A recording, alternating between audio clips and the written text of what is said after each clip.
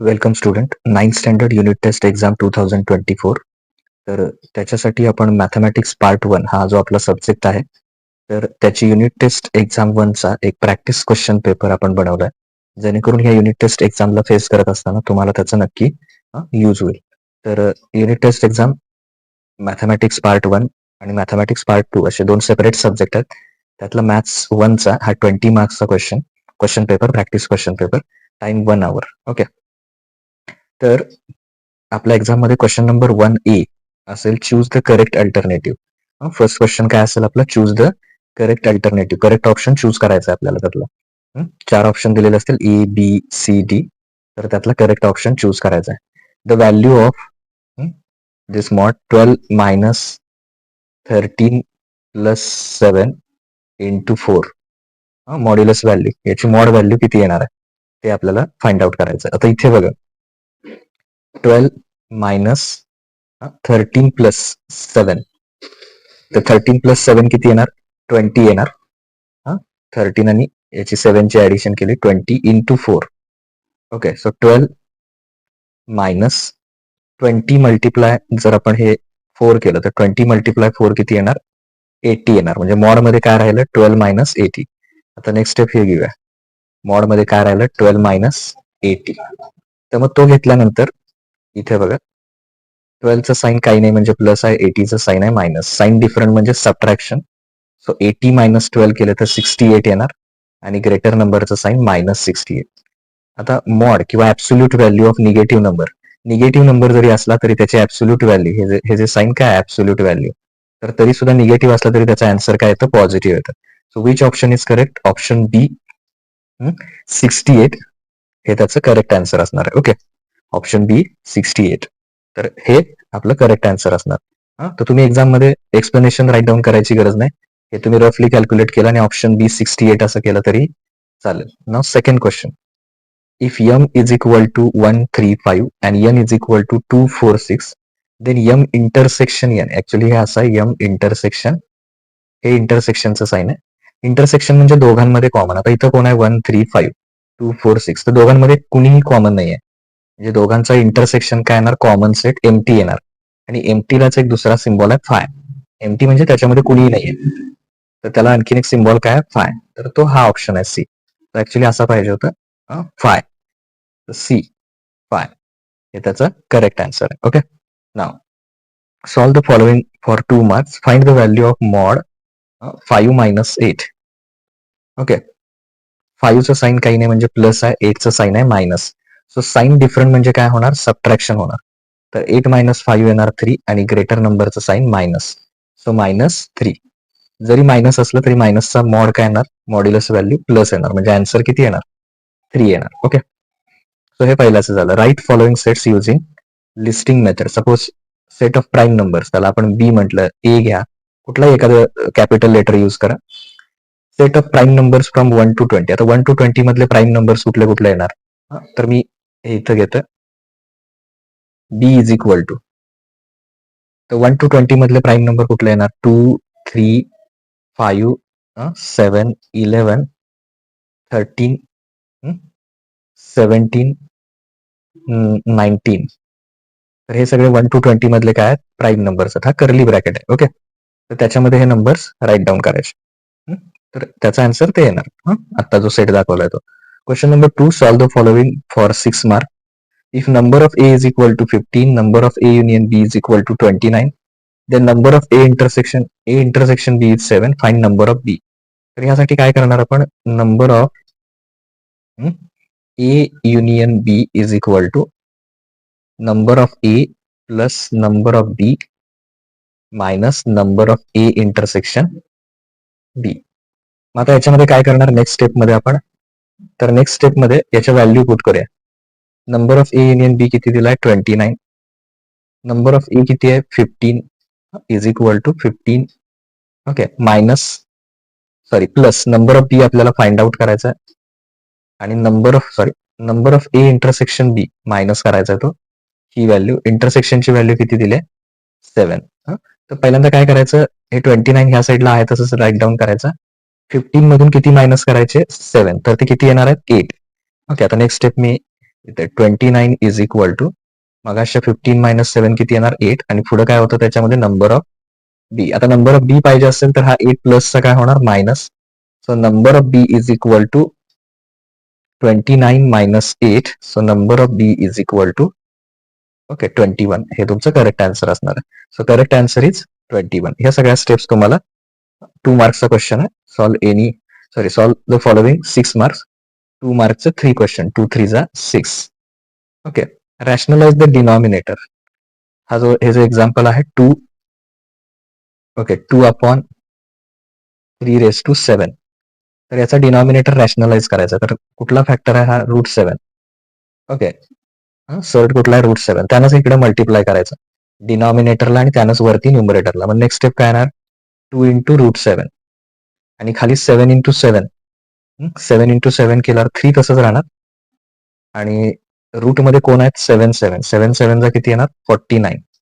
Okay. मग इथे next step 2 √7 आहे तसं वरचा 3 इंटू 49चं स्क्वेअर रूट किती येईल 7. ओके. सो याचं फायनल आन्सर काय येईल आपलं. आता फायनल आन्सर लिहितोय मी. ह्या स्टेप सगळ्या नोट करा. तर लास्ट स्टेप आली होती 2 √7 डिवायडेड बाय 3 इंटू 7. सो 2 √7 वरचा फॅक्टर तसाच ठेवा कारण हे 7 रूट मध्ये 2 बाहेर आहे त्यांचं काही मल्टिप्लिकेशन करू नका. 3 7 जा 21. तर हे त्याचं करेक्ट आन्सर येणार. Okay. Decide whether the set A and B are equal sets. Give the reason for your answer. A कुठला सेट आहे even prime. Even prime number असा कुठला नंबर आहे जो इवन पण आहे आणि प्राईम पण आहे. तर ए मध्ये कोण येणार 2 येणार. याला नंबर 1 द्या. ए हा सेट कोण झाला 2. म्हणजे त्याच्या कर्ली ब्रॅकेट मध्ये किती येणार 2 कारण 2 is only even prime number. आता बी कॅल्क्युलेट करताना हे इक्वेशन सॉल्व्ह करावं लागेल तुम्हाला. म्हणजे 7x -1 इकडे येऊन काय होईल +13 + 1 किती होणार 14. त्यामुळे हा मल्टिप्लाय 7 इकडे येऊन काय होईल divide. So x is equal to 14 divided by 7. 7 2 जा 14. सो ए मध्ये कोण आलं इवन प्राईम म्हणजे 2 आलं. त्याला नंबर 1 दिला होता आपण आणि बी मध्ये सुद्धा इक्वेशन सॉल्व्ह केल्यावर कोण आला 2 आला. त्याला नंबर 2 दिला. फ्रॉम 1 अँड 2 ए मध्ये पण 2 आहे बी मध्ये पण 2 आहे. So that's why our conclusion is set A equal to set B किंवा directly A equal to B from 1 and 2. Okay. हे सॉल्व्ह करून दाखवायचे त्याच्यात. Now next question number 3.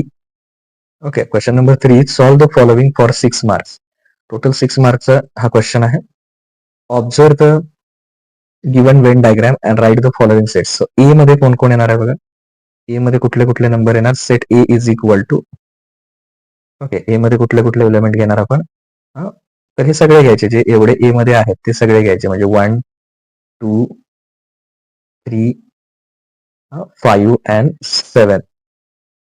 1 2 3 5 7. तर हे ए मध्ये येणार. आता बी डॅश मध्ये बी डॅश म्हणजे U minus A sorry U minus बी.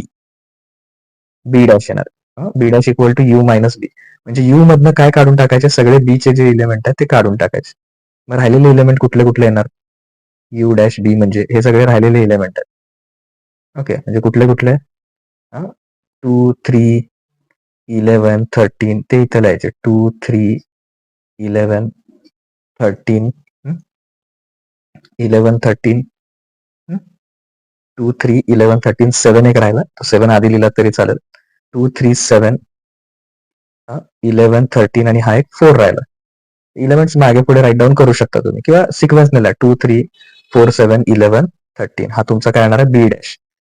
आता ए इंटरसेक्शन बी. इंटरसेक्शन म्हणजे दोघांमध्ये कॉमन असणार आहे. ए इंटरसेक्शन बी मध्ये कोण येणार याचा answer A intersection B is equal to 1 and 5. तर हे त्याचा आन्सर येणार A intersection. Number of B. B मध्ये इलेमेंट किती आहेत काउंट करा 1 2 3 4 5. नंबर ऑफ बी किती येणार लास्टचा त्यातले इलेमेंट मोजून सांगायचे काउंट करून सांगायचे किती येते. ओके. सो हा झाला 3 मार्क्सचा एक क्वेश्चन. Rationalise the denominator.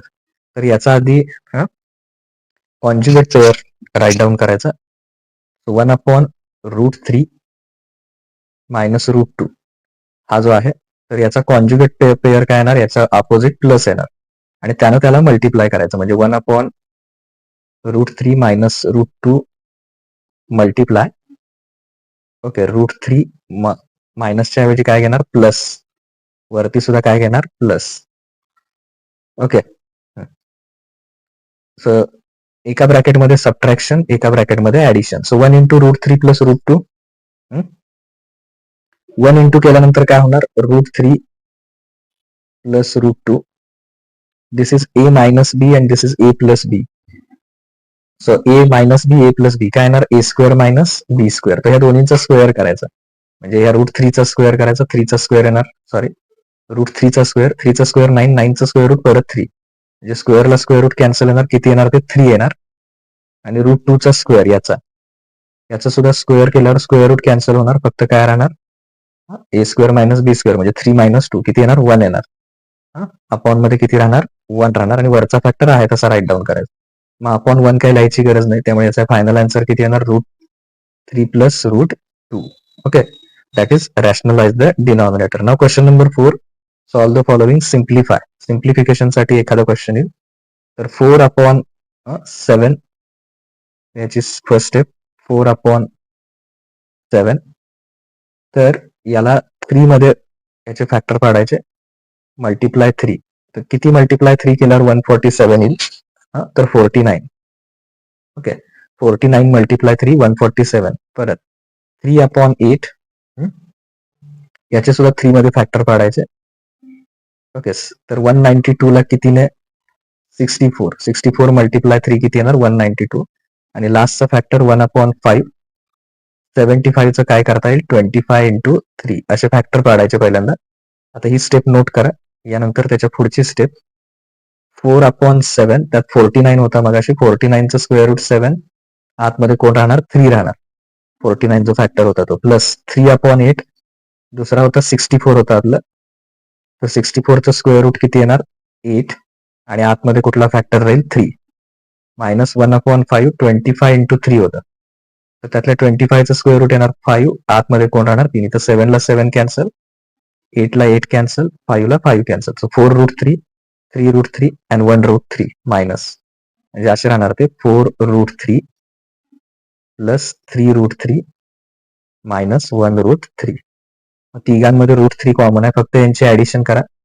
हे 3 आहे. 4 + 3 7. 7 मायनस 1 डायरेक्ट केलं तरी चालेल. 6. ओके. 4 + 3 7. 7 मायनस 1 6. आणि सगळ्यांमध्ये कॉमन कोण आहे?